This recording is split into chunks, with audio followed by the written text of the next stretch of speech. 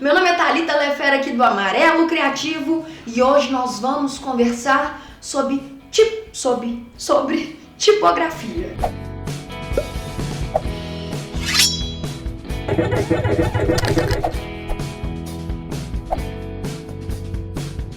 Primeira coisa que a gente tem que pensar é que a tipografia está em absolutamente todos os lugares que a gente olha. Tá em livro que a gente lê, tá em site que a gente visita, tá em placa de sinalização de supermercado, hotel, em tudo quanto é lugar que a gente vai, e até alguns adesivos ou estampas de camisa ali, meio desnecessária, na verdade. Tipografia é a arte e a técnica de compor e imprimir com uso de letras.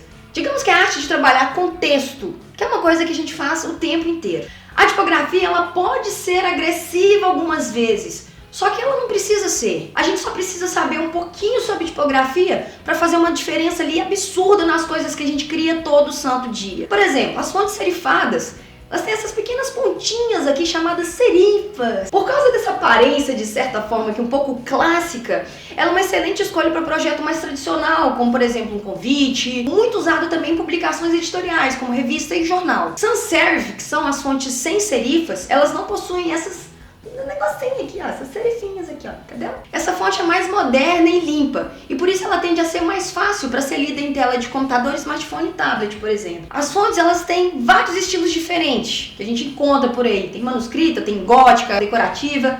E por causa dessa tendência, de certa forma, decorativa, essas fontes possuem uma grande influência para ser, por exemplo, títulos de folder, pôster, só que isso não é uma regra.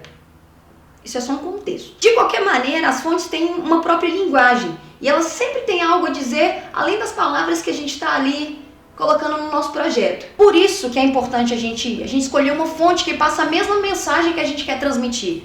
Porque caso contrário, a gente pode ali querer dizer uma coisa, mas os olhos das pessoas ali, ó, podem ler uma coisa completamente diferente. Algumas fontes vêm com uma bagagem extra.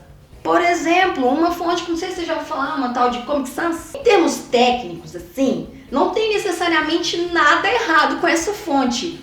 Ela só tem uma reputação ali de ser um pouquinho ultrapassada, né? Uma coisa antiga, uma coisa difícil ali da gente engolir. Então, se por um acaso você está começando design gráfico agora e se esbarrar ali com o uso dessa fonte, não aceita ela não, porque existe 1 milhão de fontes que passam a mesma mensagem que essa fonte linda, maravilhosa, só que elas são muito mais modernas e muito mais trabalhadas. E aí, quando você ficar com dúvida em qual fonte você vai usar no seu projeto, lembra de uma coisa: menos é mais. Limita ali a usar 1 ou 2 tipos diferentes de fontes para o seu projeto. E se mesmo assim você acha que o seu projeto está um pouquinho neutro, um pouquinho apagadinho, experimenta usar algumas variações dessa mesma fonte. Como por exemplo, negrito, itálico, aumentando ou diminuindo o tamanho da fonte, sempre mantendo a proporção, por favor. Esse truquezinho é uma pequena amostra de como essas combinações podem acrescentar muito no seu projeto. E você provavelmente já escutou ali aquela frasezinha, os opostos se atraem.